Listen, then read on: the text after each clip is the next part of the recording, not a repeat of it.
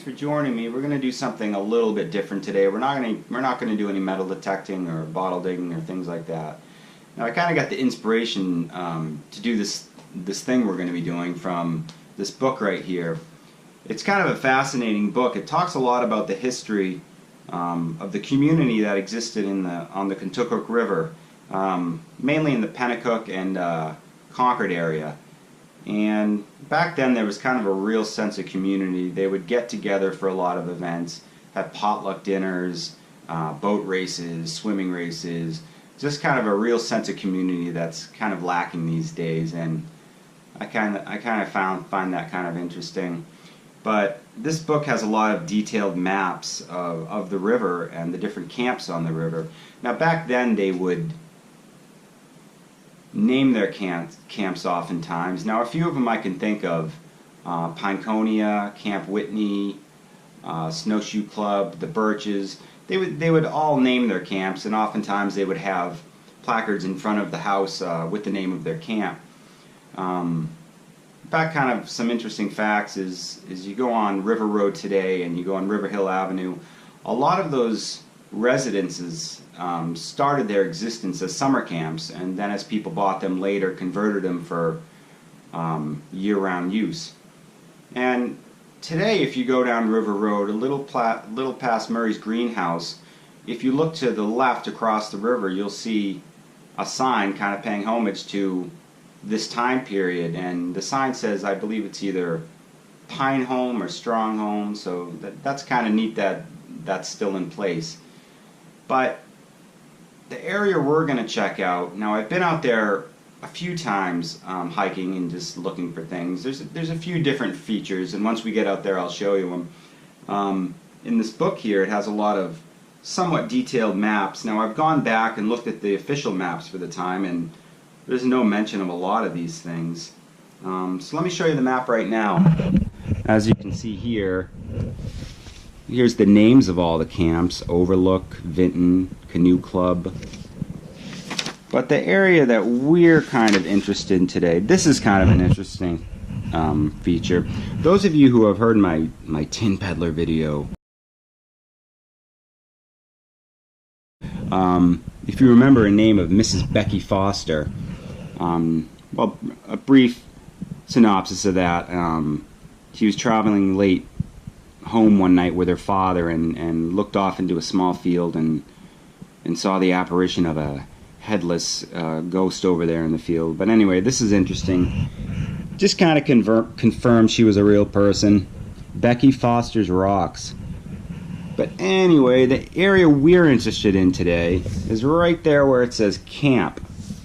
Now I've been out there and I've seen remnants of something, and I kind of, after reading this book and looking at the maps, was like, oh, okay, that's what it was. It was a camp. So that's the area we're going to check out. The next video you'll see is me out there. We're going to have to bundle up today. It's pretty cold out and wear multiple layers, so hopefully we don't get frostbite or any of those things. So again, thanks for joining me, and hope you enjoy the video. So we made it out here. It is pretty chilly out. As you can see, I'm dressed for the occasion this time. Here you are. We're in the realm of the Tin Peddler. I want to introduce you over here to my friend Chris. Hi. Critter. Call him Critter. But yeah, we're going to go out here and we're going to show you some interesting things and look for that elusive camp that we saw on the map. We're almost to the location where I think it is, maybe about another half mile or so. So we're going to head out there now, and it's a pretty long hike if you do the loop. I'd say probably about 3.5 miles, so hopefully we don't get too cold. So here's kind of the island I wanted to show you, and hopefully in the spring or the summer when water's a bit lower, we could get over there and who knows what we'll find. Well, right now,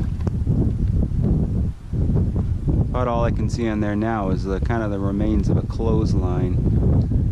And I don't know if campers were out here or Perhaps some homeless people camping out here. Looks like it's kind of a catch-all for all the logs and debris that come down the river. You can see right over in here. 5-hour energy. Some spray, looks like spray paint. Tennis balls. Looks like part of another ball. Just various odds and ends. So we're nearing kind of a, I can hear the crow, kind of a neat, interesting area out here where I think a lot of this is man-made, little divots, and you know, from the map, one of the reasons we came out here was to look for kind of the remains of a camp. And I think we're in the general area, and it's kind of just a neat area. Found a few square nails, a bunch of railroad related items, you know, plate fasteners, spikes, which is kind of odd because the railroad is probably about half a mile in that direction, or where the rails used to be. So I don't know if this was a dumping ground or they used parts from the railroad for, you know, for their own purpose. But I'll kind of show you around here a little bit.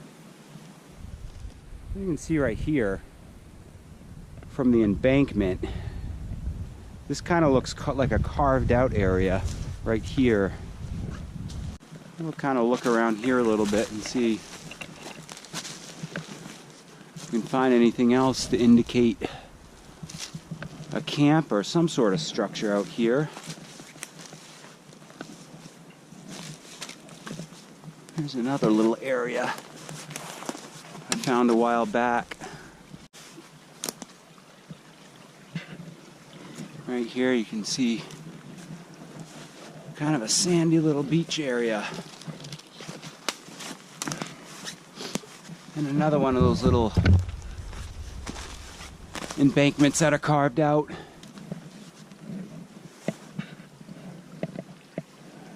Be a nice little place to enjoy on a hot summer day, wouldn't it? Right out here. So we'll head up that way a little more, is where I found a lot of the iron items, and we'll check that out. Some sort of structure was out here many years ago. So we'll look at this. Some pieces of wood still underneath that. Now those are round nails, those aren't square nails. But I have found square nails out here too. So this looks newer. Maybe someone was taking target practice. A bunch of termite infested wood, or carpenter ants underneath there. So as I'm looking around here, I'm starting to form kind of a picture of the place. And I'm thinking the tin was probably the roof, and the clay, you know, is tongue and groove clapboard was the siding of the structure that was out here.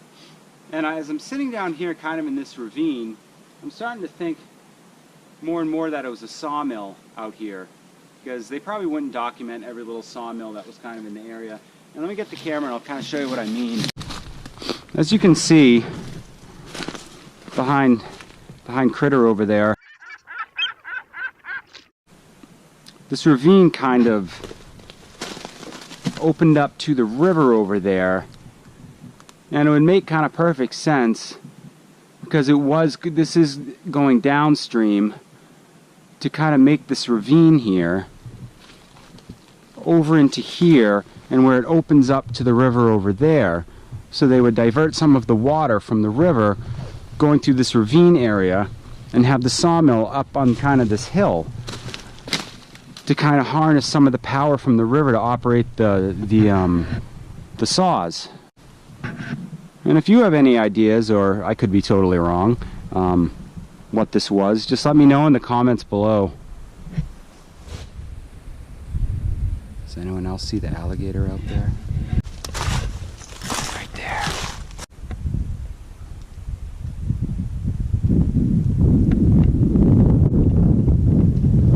Better keep our distance. Here's kind of a neat little area on the river. And that means the camp is probably pretty close to here, judging by that map. There's kind of a sandbar right there. You can see it's pretty clear, and you can actually, it's actually pretty much lined with rocks and sand. Here's kind of a little island. When I was out here a few months ago in the summer, there were actually people camping out on there. Their kayaks, and they had their 2 young girls over there too. Saw these 4 trees and almost a perfect rectangle that were cut off by beaver. I just thought it was kind of interesting in a square like that. Obviously something was out here. Let me just show you real quick. It looks like whatever remains of a cement and brick. And all within these woods there's all kinds of scattered kind of metal pieces around here, and I'll show you some of them. Bottom of a glass jar, a lid, but some asphalt or tar paper for the roofs. All within this big kind of pit here. There was something here. All kind of looks like maybe the remains of a furnace of some sort. And it looks like various tops. Well, it could probably a heater of some sort, but right here, it's part of a chimney. Right there.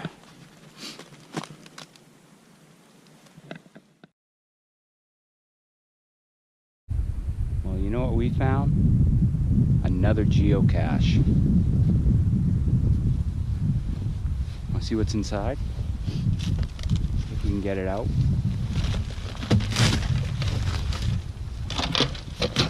Geocache. What's it say?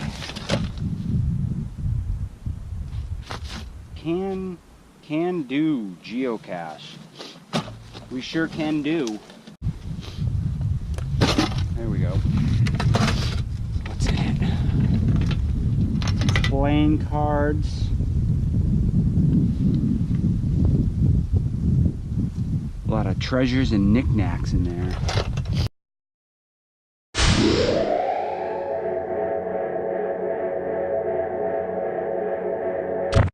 Dirty history stickers. So we'll just put that in there. And if you're a fellow, well, not a fellow, I don't really geocache, but if you geocache and you find this out here and you see this sticker and subscribe to my channel, just let me know when you found it.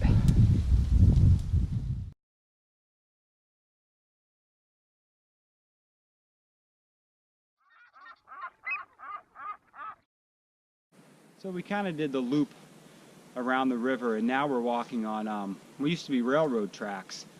There's still subtle reminders of when tracks actually went through this vicinity, and I'll show you such one.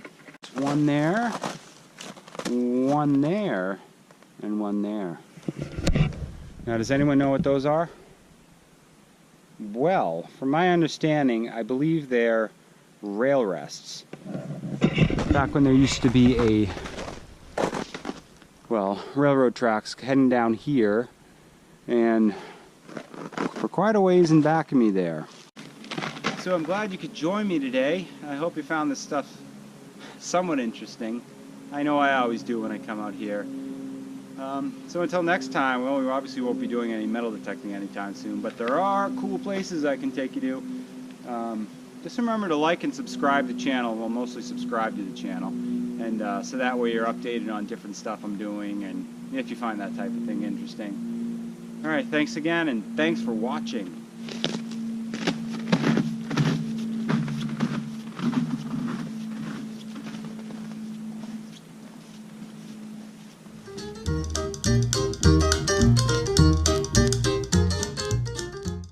GoPro, stop recording.